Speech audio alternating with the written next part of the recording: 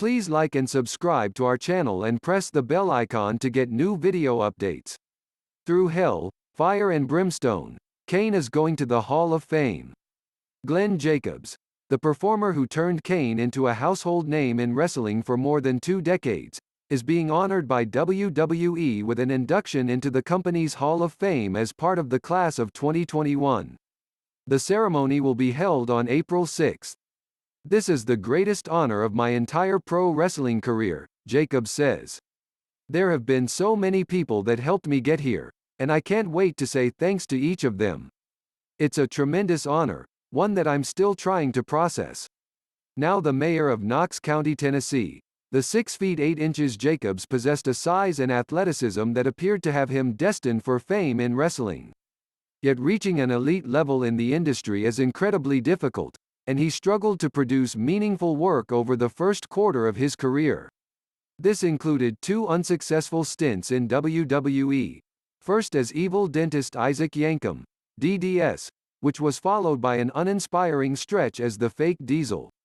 By 1996, with Jacobs's struggling to connect with the audience, a future in wrestling was hardly guaranteed. "If you told me we'd be having this Hall of Fame discussion when I was Isaac Yankem, I never would have believed you," Jacobs says. "There were tough times, and, early on in this journey, I was never a sure thing. But my stubbornness served me well. I'm extremely thankful for that, and I am so grateful for this career.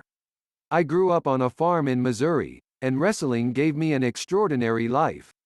His trajectory forever changed when he donned the gear that turned him into the Big Red Machine, debuting at the Bad Blood pay-per-view in October 1997. Kane ripped the Hell in a Cell door off its hinges during the main event and attacked The Undertaker, who was revealed to be his half-brother. Nearly a quarter of a century later, Kane is still part of WWE, partially because of the quality of that original story, but also largely due to the brilliance of Jacobs's work throughout many different iterations of the character. "The secret to longevity in WWE is being able to reinvent yourself," Jacobs says. "I took so much pride in this profession, doing different things." Team Hell No with Daniel Bryan added an entirely new dimension to the Kane character. Whoever would have thought Kane could be comedic relief? A lot of that credit also goes to Bryan, who was an amazing partner. "And I always took a lot of pride in showing my range as a performer.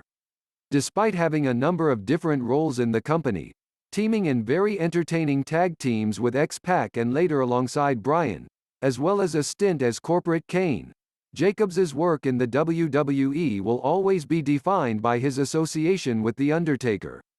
They met in 2 different WrestleMania matches and teamed together as the Brothers of Destruction, but it was hitting Pete Rose with a tombstone piledriver in Boston at WrestleMania 14 that was the first real indicator that the Kane character had built enough equity with the fanbase to exist in storylines away from The Undertaker. "The storyline with The Undertaker was so well detailed," Jacobs says. "It was a story of betrayal that was personal, and it was something very different for him, so it set me up for success. Then I was able to show I could succeed on my own away from him, showing off different sides to my character with Sean Waltman and Hurricane Helms. I was able to give Kane a life on his own. That's one of my proudest achievements." There is no better choice for a Hall of Fame induction speaker for Jacobs than Mark Calloway, who stood beside, and across from, him as The Undertaker, though Jacobs noted that has yet to be determined. "I'm not going to speculate on anything," Jacobs says.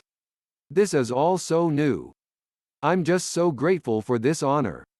The chance to live on in wrestling's most prominent Hall of Fame, surrounded among icons of the industry, is an honor that Jacobs does not take lightly. He knows the sacrifice, dedication and devotion necessary to succeed in pro wrestling, and he is grateful to have his work recognized as worthy of WWE's Hall of Fame. "For me, it doesn't get any better than this," Jacobs says. "The WWE Hall of Fame is a who's who of wrestling greats, the greatest superstars of all time, and it is the greatest honor of my career to be inducted into it. Please like and subscribe to our channel and press the bell icon to get new video updates.